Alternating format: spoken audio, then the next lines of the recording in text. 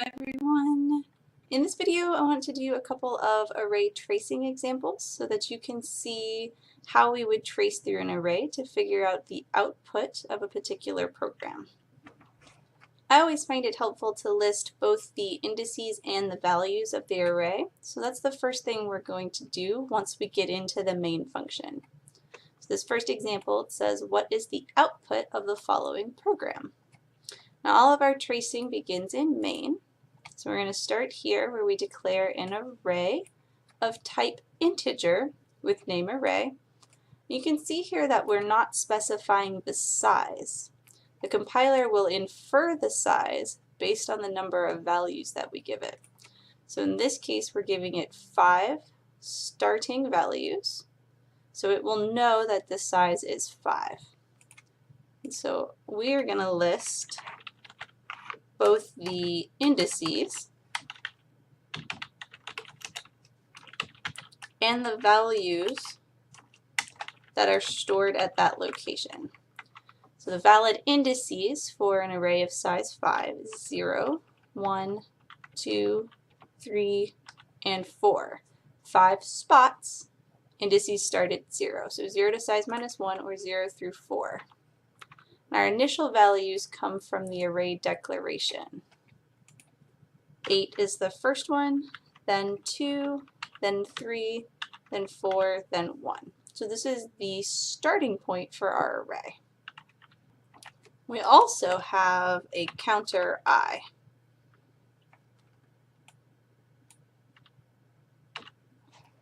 In our for loop, I is initialized to 1. So I is going to start with the value 1.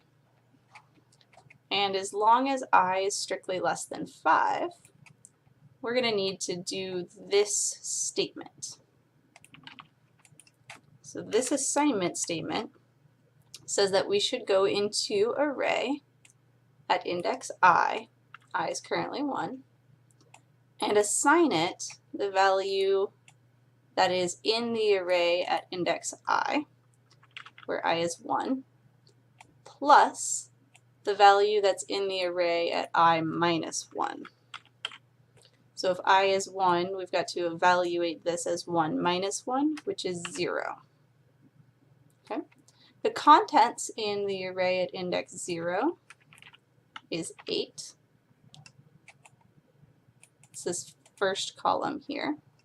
The values in the array at index 1 is 2.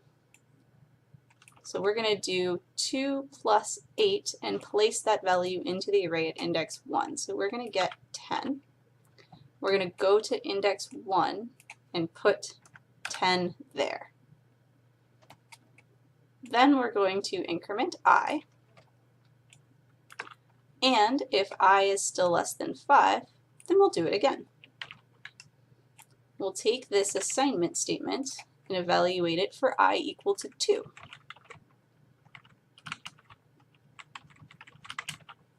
Okay, 2 minus 1 is 1, and the value in the array at index 1 is 10.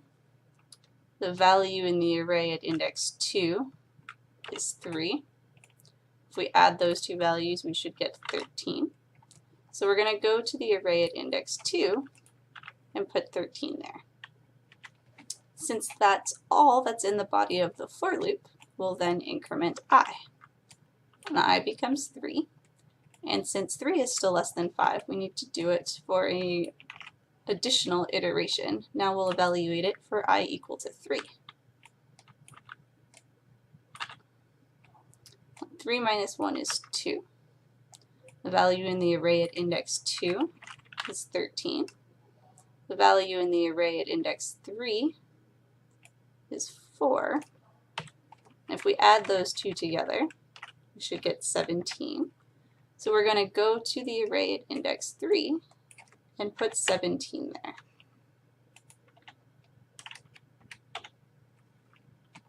Then I will increment to 4. And since 4 is strictly less than 5, we're going to run this one final time. For I is equal to 4. 4 minus 1 is 3.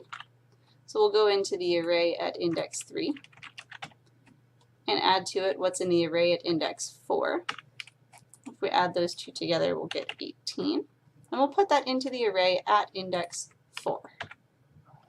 Then I will increment to 5. And since 5 is not less than 5, that is where we will end this first for loop over here. Which means we're ready to start the second one. This one resets I to 0 and prints out the value in the array at index I. So this is what's going to produce our output. The output is the result of our print format functions. So we're going to print each value in the array at each of the indices I from 0 to strictly less than 5, so from 0 to 4, and that's all of them. So we're just going to print the contents of the array. The output for this program is the contents of the array after the loop has modified them. We should see 8, 10, 13, 17, and 18. Let's do another one. This one's set up the same way. It says, what is the output of the following program? Creates an array of size 5 that holds integers. Got some different starting values, so we'll go ahead and record those.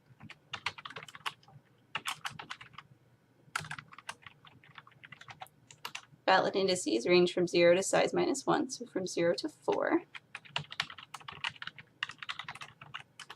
And our starting values are now 5, 4, 1, 3, and 2. And we've got the same loop counter I as before. Our for loop is a little bit different. This one starts at 0 and runs strictly less than 5, and our assignment statement involves a nested array evaluation. So in this case, we've got to evaluate the contents of these square brackets first. I'll show you what it looks like for I equal to 0. This is the first value of I starts at 0. So we want to go into the array at index 0 and assign it the value that comes from this expression. So we'll go to our innermost array call. This one says array at index 0. Inside the array at index 0 is 5. So we'll put a 5 here. And then we'll subtract 1 to get 4. And then we can figure out what's in the array at index 4 and store that value in the array at index 0. That's the full contents of the for loop, so we'll increment I and repeat for I equal to 1. We want to assign a new value to the array at index 1. We want it to be equal to the contents of the array at the index specified by the contents of the array at index 1 minus 1. So we'll evaluate the innermost array call first. So array at index 1 is equal to 4. And 4 minus 1 is 3. And the contents of the array at index 3 is 3. So we'll put into the array at index 1 the value 3. I will increment to 2. And we'll run the statement again for I equal to 2.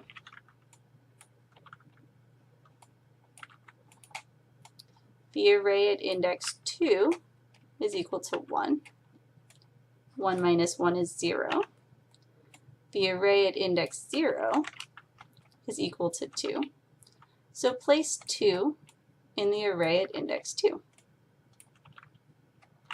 And then I will increment to 3. And we'll run our statement for I equal to 3. The current contents of the array at index 3 is 3. And 3 minus 1 is 2. And the array at index 2 is 2. So go into the array at index 3 and place 2 there. I will increment to 4. This will be our final iteration. We'll run the statement one more time. For I is equal to 4. The array at index 4 is 2. 2 minus 1 is 1. The value in the array at index 1 is 3. So go into the array at index 4 and put a 3 there.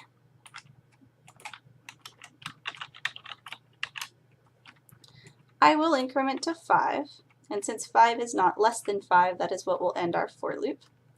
The second one, same as before, is just for printing out the contents. I starts at 0 and runs as long as it is strictly less than 5, and prints the values in the array.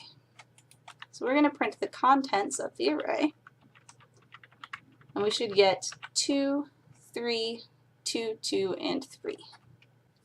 Our third example involves tracing a two-dimensional array.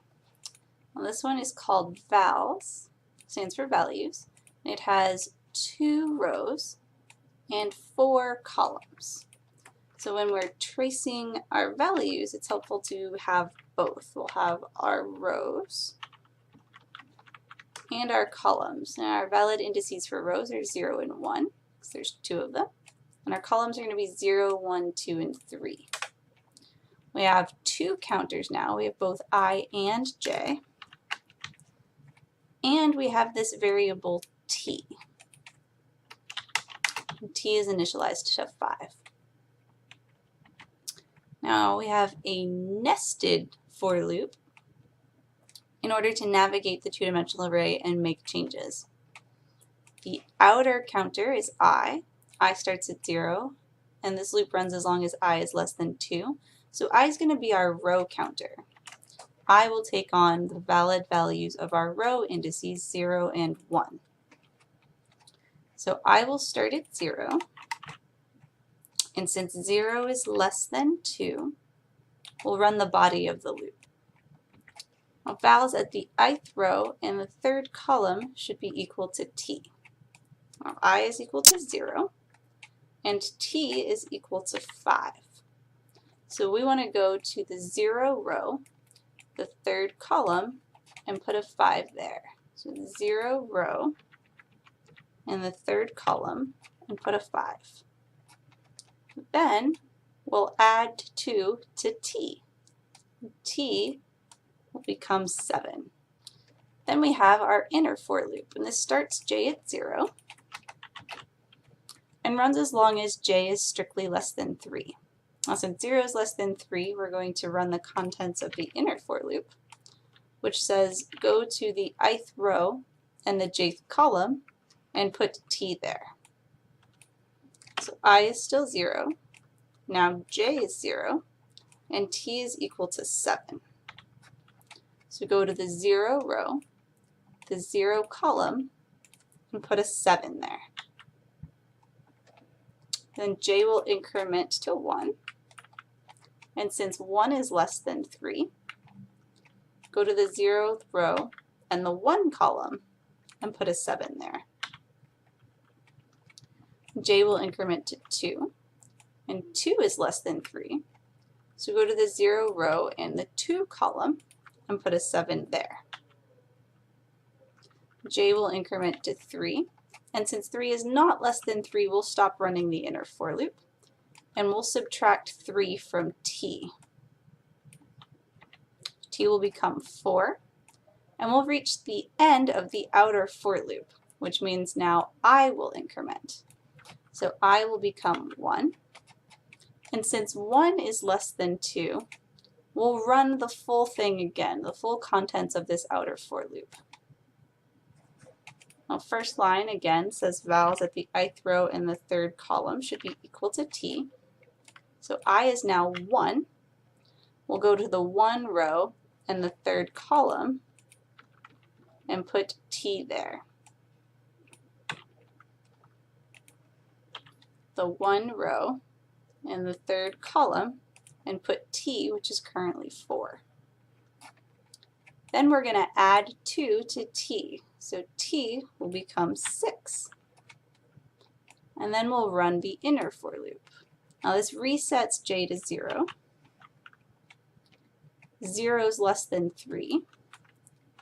So go to the ith row and the jth column and put t there.